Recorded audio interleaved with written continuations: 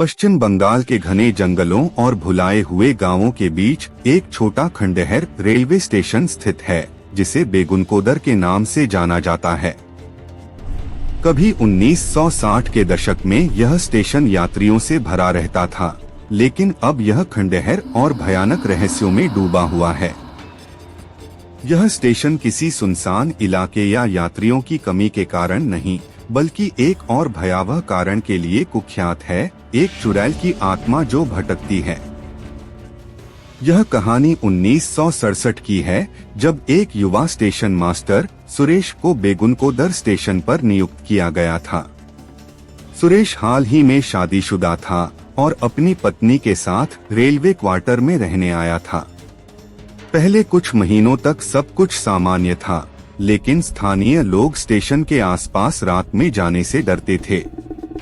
वे चुड़ैल के बारे में फुसफुसाते थे, जो कथित रूप से रेलवे पटरी के पास भटकती थी।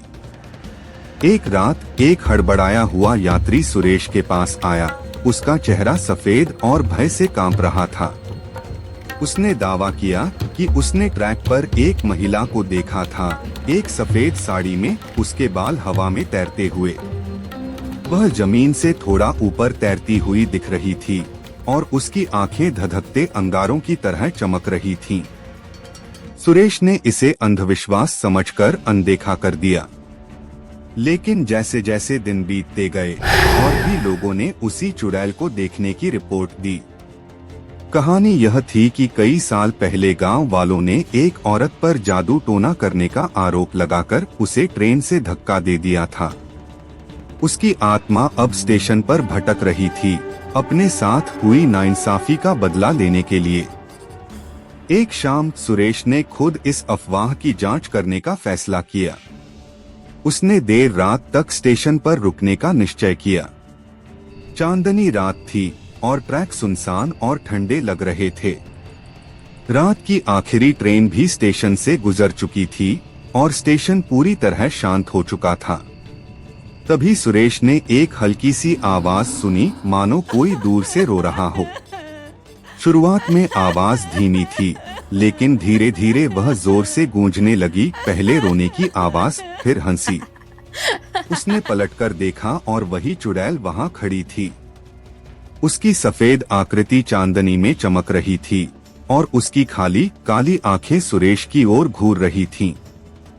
डर से जड़ हो चुका सुरेश हिल भी नहीं पा रहा था।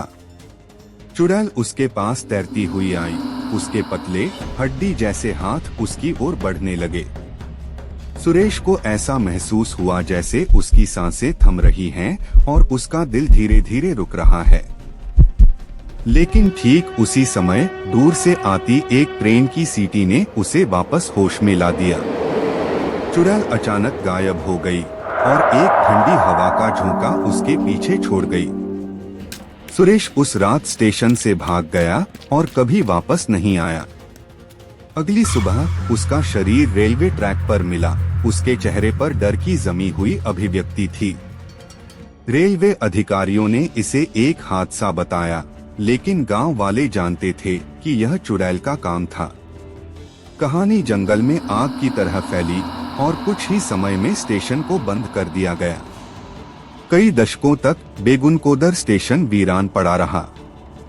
धीरे धीरे यह स्टेशन जर्जर हो गया।